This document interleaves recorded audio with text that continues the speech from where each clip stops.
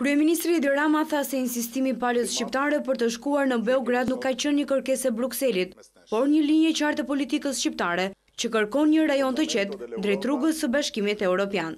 Kryeministri ka shfrytzuar një konferencë të partnershipit me anësisë e Shqipërisë për të thënë përpara personaliteteve të shumta shqiptare e ndërkombëtare se nuk është Brukseli ai që na imponon ne të jemi europian, të sillemi si europian dhe të shkojmë në Europë. Thonë se mos anullimin e vizitës qeverisë sonja ka imponuar Brukseli.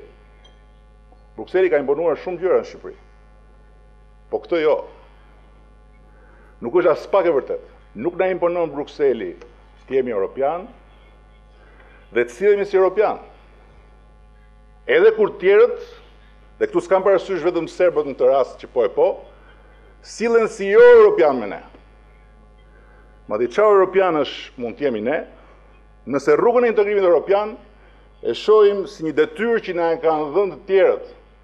Edi Rama tha se nëse do të vepronim siç bëri klasa politike në Serbi, atëherë nuk do të ishim pjesa asaj që ka vite se themi që duhet të shkojmë, por do të tregonim se jemi shtirur.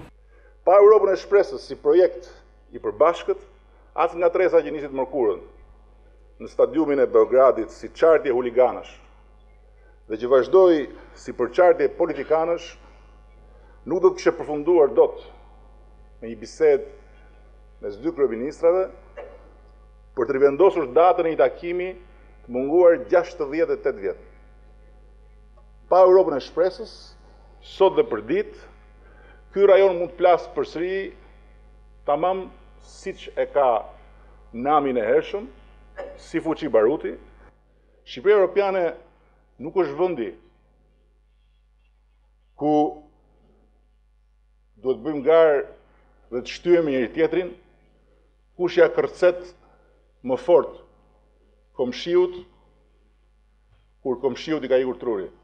Kryeministri ka ironizuar edhe ngritjen e dronit në stadiumin serb, duke thënë se kur të luajmë me Italinë, do të ngrem aty shumë të tillë. Më në fund Shqipëria do luajë futboll me Italinë. Dhe me siguri shumë shqiptar do të shkojnë në stadium me flamët e tyre, madje po duan dhe me dronët e tyre, që tani më kanë filluar të shiten në supermerkatet e Gjermanisë me emrin Albani shet drone. Askush nuk e di ende autorin e dronit, dhe vllai tim i ra fatkeqësia të hy pa bërë asgjë në listën e gjatë heronjve të rrem ballkanik. Fjalimin e tij Edi Rama e nisi me një thënie të ish kryeministrit italian Romano Prodi, ku Shqipëria është ndarë në dy drejtime, në Europën e shpresës ku aspiron të shkojë dhe në atë të frikës e cila shpesh e kushtëzon.